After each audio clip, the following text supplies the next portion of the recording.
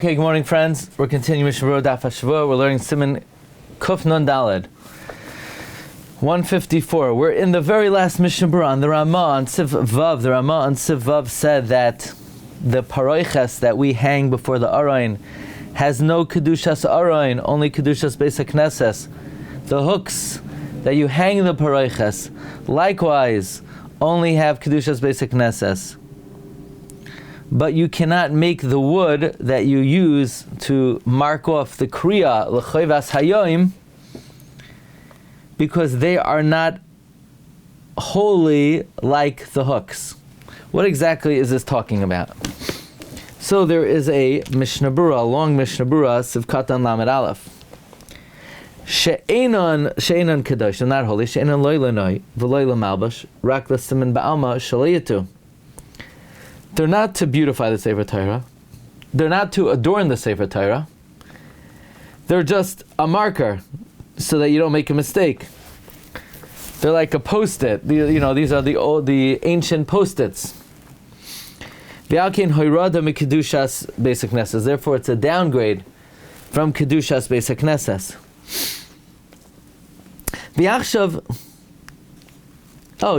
What this was it was just some kind of marker that was used to mark off where the kriya began. Nowadays, nowadays that we hang the finger of the Sefer Torah, we hang it around the Atzei Chaim, imkein tashmish kedusha have. It's a tashmish kedusha, bevadei mutal asosim and klei noisim. You could make it from the klei noisim.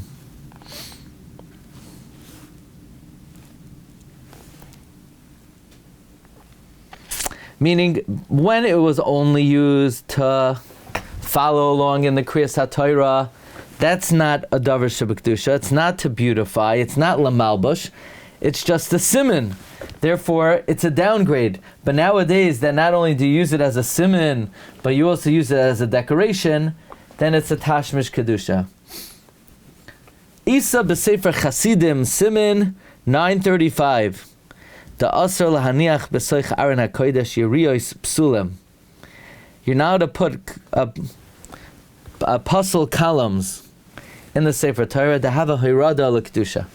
It's a downgrade of the kedusha of a Magen Avram kasav the efshar the shari. Magen Avram, he writes it's possible that it's permitted mishum delay bezdin masna aleim because bezdin has stipulated that it's okay. V'chein kasav be'el yarabba b'shem shiurim knesses hagdoila denoigen lahaniach b'soich yiriyos psulim. The El Yerabba brings in the Shiur Knesset Gdoila, the minhag is to put puzzle columns. Aval Chumashim u'shar Seforim yesh zor shlaniach b'soichai afilu l'fi shah. But let's say Chumashim and other books, you should be careful not to put on it even temporarily. Bein kisha Sefer Torah munach b'soicha oilai. Whether the Sefer Torah is in it or not. So let's say you wanted to keep your concealed and revealed in the Aron Kodesh. Say, I love this Sefer so much, I want to keep it in the Aron. You can't keep it in the Aron. First of all, you're not allowed to. It's designated for Sefer Torah. Also, it should be on your night table. You need to be reading this when there's not now, but when the Shiur is over, you need to be spending all your time preparing for Purim. So you can't keep it in the Aron. Anyway, what about Chumashim? No. What if it's just a safe Aron? It's built into the wall. So we said earlier the Aron Habana B'chayma is not a Tashmish Kedusha because it's only made for Shmira and the Sefer Torah doesn't touch it. So then, L'fi HaMavar Le'el B'Siv Gimel B'Hagah Diyesh Le'Rak Kedushas Beis HaKnesses Shari. You could keep Seforim in a Sefer Torah safe. V'ayin Tashma Fakvei Ksasa Mashinagi Moshana Rabbah the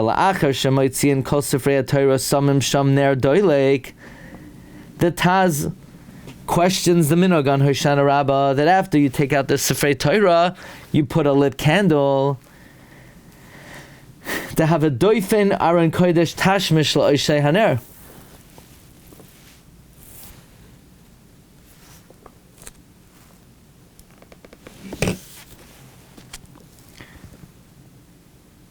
because the wall of the Aron Kodesh is servicing that ner. And it should not be servicing that ner. It's a tashmish kedusha. Ukedushas ha'aron hu davka kisha'oisno isoshiya kavul oilam. An aron only has kedusha is if it's set permanently for that. Va'az afilu nesyashin aron. Then even if the aron gets old, va'asu acher, you make another aron. Afilu hachi ein leshtamish barishan harida mikdushasai. You're now to downgrade the first aron. Avlan oisin oisay lizman. But if you use a box temporarily until the shul gets a better aron, ad sheyarchev Hashem lasis aron hakodesh karoi la'acher she'ois aron hashinis batel kedushas aron harishain. Temporarily setting something aside for kedusha does not render something tashmisha kedusha. Ve'al kein mutar losam b'soichei Seforim. So then you'd be allowed to put Seforim in it. Says the Taz and other achronim. Okay. Now the Mishnah Berura makes a plug for the concealed and the revealed. You say, what? But this came after. No, watch this, okay? Asur l'shtamesh b'sefer lahanasa. You're not allowed to use a sefer for your own benefit. What would an example be? Kugoin lahagein b'fnei hachama. To shield you from the sun. Or let's say, one of the best Seforim to conceal yourself with is the concealed and the revealed. In other words, somebody saying, hey, what are you doing behind here? You say, no, I'm concealing myself. So are you allowed to use a sefer to you want to do something privately and you don't want somebody to see? No, you're not allowed to use a sefer for that purpose. You're not allowed to use the sefer for that purpose. What about you want to come to the Shabbos Hagadol drasha, which, by the way, everyone is cordially invited to the Shabbos Hagadol drasha, which will take place this year on Shabbos Hagadol. But it's a big line to get in. So you don't want to come tomorrow, let's say. It's a little bit too early for you. You want to take a sefer and put it on the chair. And this way you're saving your seat. Are you allowed to use a sefer to save your seat? No. One second. Rabbi Yashiv and Rabbi Nissen Karla says it's asur. It's a tashmish genai. If you learn from the sefer after, it's mutter. Because then it's not like you used it to save the seat, you used it to learn from it. That's a tough sell. Because you came an hour early, you put down the Mishnah Berura on the seat because you want the seat, then you open it up, you learn a sif katan, and you're good. But that's what he says. What about, are you allowed to fold the corner of your sefer because you want to remember where you're up to? The Chazon Ish says you're not allowed to. It's not covered for the sefer to fold the corner to determine where you're up to. First of all, anybody who has any concern for Seforim would never in a million years fold the corner of their sefer. If you appreciate Seforim, then you would never fold the corner of your sefer. No, that's why, by the way, did you get the new Birchas HaTzadik? Why do you think there's a string in it? There's a string. Because you're not allowed to fold the corners. Can't fold the corners again. So you say, what about the Art Scroll books?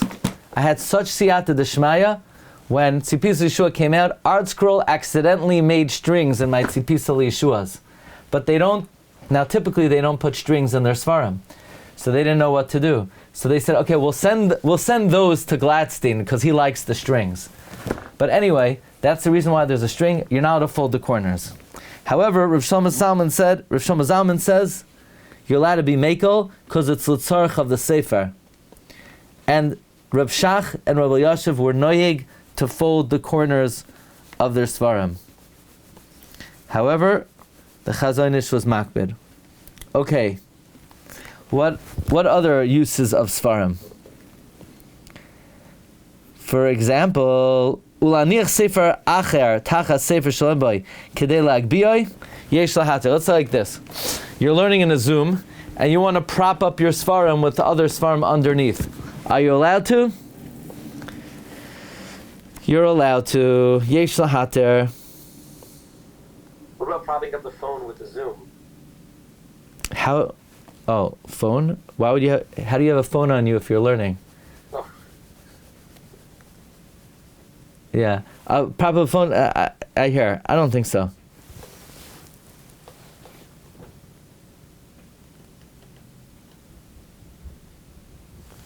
By the way, the Dershur brings in Siman Shin Tes Vav Sivkat Lamed. The Mishnah brings the Machlokes if you're allowed to prop up one sefer with another. But here, he is Mekel. V'im munach sefer echad l'kol yama mutar laniach sefer acher alav.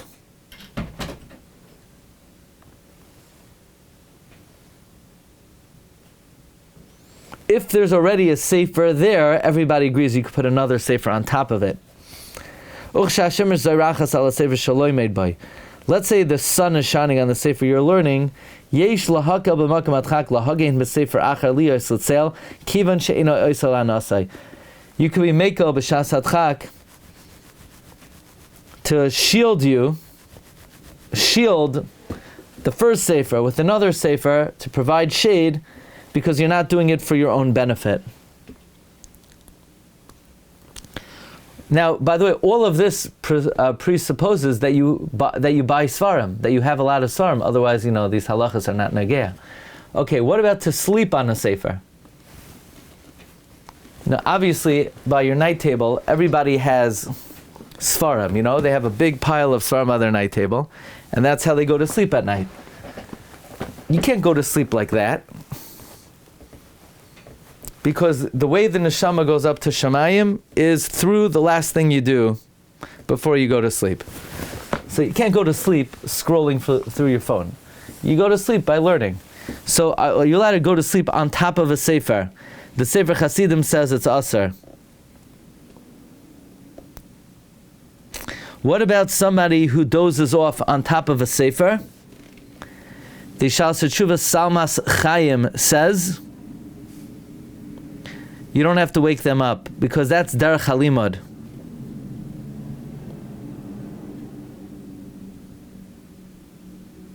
But if the Sefer Menucha Kedusha, Rabbi Yisrael Isser of Panovich says that if you see someone sleeping on a Sefer, you should try to slip it out.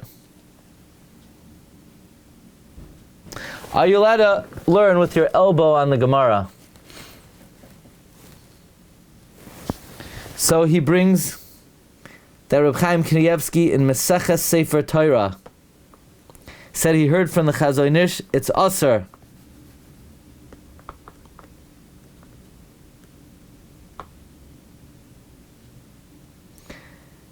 But then he brings, when you lean on a sefer, toich kedei limud, and it helps you learn, Rabbi Yashiv and Reb Nissen Kalad says it's mutter. I guess they argue on the Chazon Ish, okay.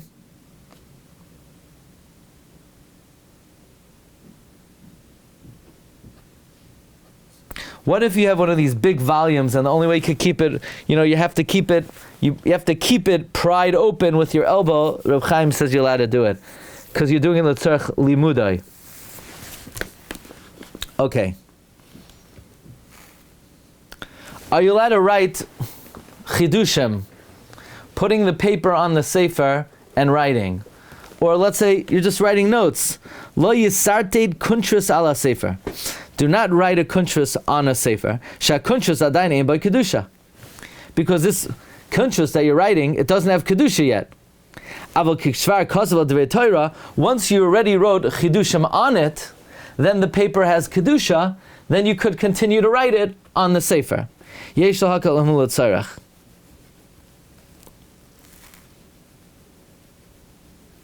So like this, you're writing. I have this all the time for Shulchan Aruch. I have one of these massive Shulchan Aruchs. If you're learning Mishnah Berura, okay, you put the sefer, you put the piece of paper on the side of the Mishnah Berura. When you have one of these massive volumes of Shulchan Aruch, it's like you have to go halfway down the table to write the notes. So When the paper is blank, you can't write on the Shulchan Aruch. But once you start filling up the paper, now the paper has Kedusha, then you could write on that paper, on top of the Sefer. Al yaniach kontresim shalei nichtavu bam divrei Torah b'sefer. Don't put setlach of papers inside of a Sefer.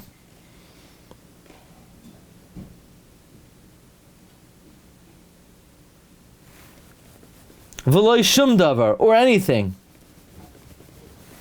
Now what about blank papers that you're going to use to write down? I have in my Shulchan Aruch all my notes, but I do have some blank papers. So he brings from Shalas Tshuvas Torah Lishma of Rabbi Cheskel Kachli, who's none other than the Ben Ish Chai, that you cannot put blank papers in your Sefer, because you might change your mind and use it to write Divrei Chayil. However, Rav Moshe has a tshuva that if you put the papers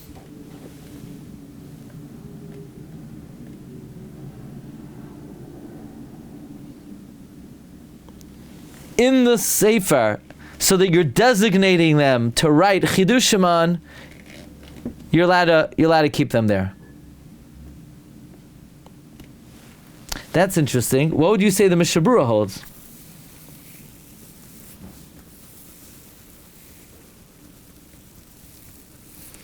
I would say the Mishnah Berura disagrees with Rav Moshe, because the Mishnah Berura says, "Lo yisarted kuntrus ala sefer." Don't write a kuntrus on the sefer, because the kuntrus doesn't have kedusha. What do you mean? But if I'm writing chedushim in the kuntrus, I designated the paper for sure. I didn't just stick the papers in the sefer. I designated. I obviously I did more than what Rav Moshe says. So l'chara Rav Moshe would allow that.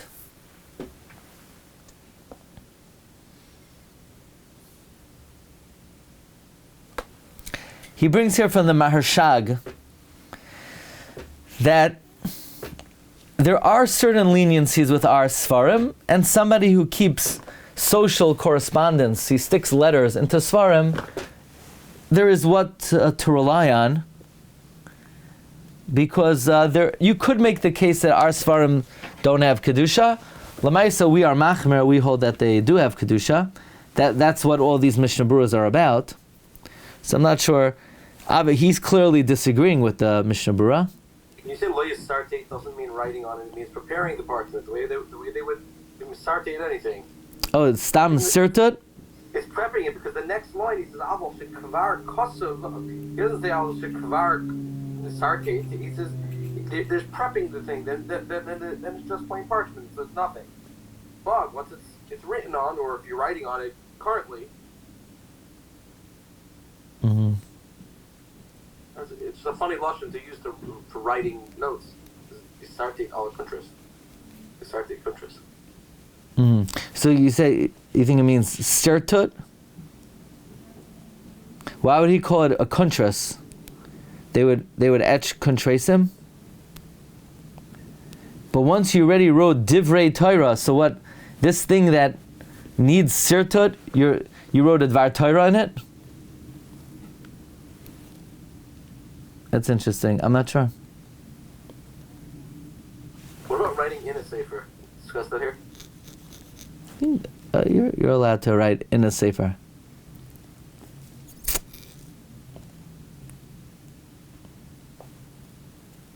Okay. Look. He says Al yanich kontresim shlanich lebam divrei Torah b'sefer v'lo sham davar, or anything. Upshita lichta v'sefer cheshbonos of the aser v'lo yinasa by bakomos. Don't check your pens. Don't check your pen in by writing in a sefer. Let's hold it here, because there's still some more interesting halachas regarding kedushas Seforim b'zman hazeh. Recording stopped.